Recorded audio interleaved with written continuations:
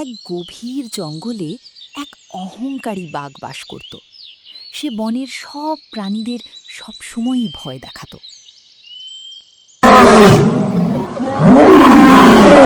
সে বনের প্রাণীদের দেখলে জোরে জোরে গর্জন করত।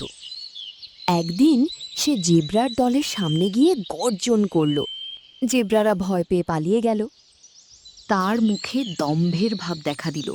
সে মনে মনে পৈশাচিক আনন্দ পেল এবং আনন্দে লাফাতে লাগল, কারণ তাকে সকল প্রাণী ভয় পায়। তারপর সে একদল হরিণ দেখতে পেল এবং তাদের সামনে গিয়ে গর্জন করতে লাগল।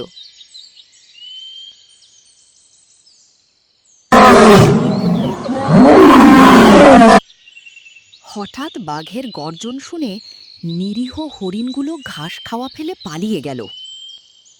বাঘটা আবারও আনন্দে লাফাতে লাগল এবং বলতে লাগল, আমি এই বনের সবথেকে শক্তিশালী প্রাণী। আমাকে দেখলে সব প্রাণীরা ভয় পায়। আমি এই বনের রাজা। আমি এখানে যা খুশি তাই করতে পারি। আমাকে বাধা দেওয়ার কেউ নেই। একটা শিয়াল দূর থেকে বাঘের সকল কার্যকলাপ দেখছিল।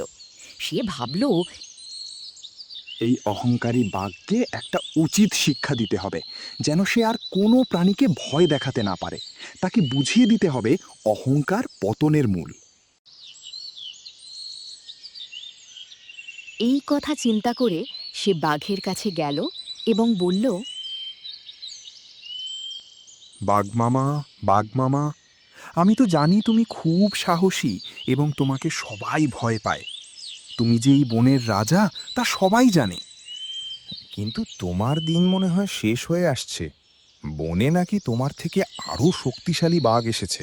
সে বলে বেড়াচ্ছে যে সে নাকি এই বনের রাজা।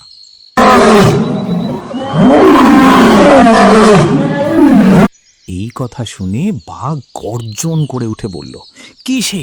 তার এত বড় সাহস আমার বনে এসে রাজা বলা? ওকে আমি ছাড়ব না।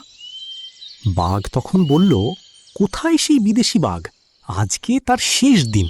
তাকে আমি আমার ক্ষমতা দেখাবো, দেখি কার শক্তি বেশি। শিয়াল তখন বলল, চলুন মহারাজ, আমি আপনাকে সেই দুষ্টু বাঘের কাছে নিয়ে যাচ্ছি। বনের মাঝখানে একটা গভীর পুকুর ছিল।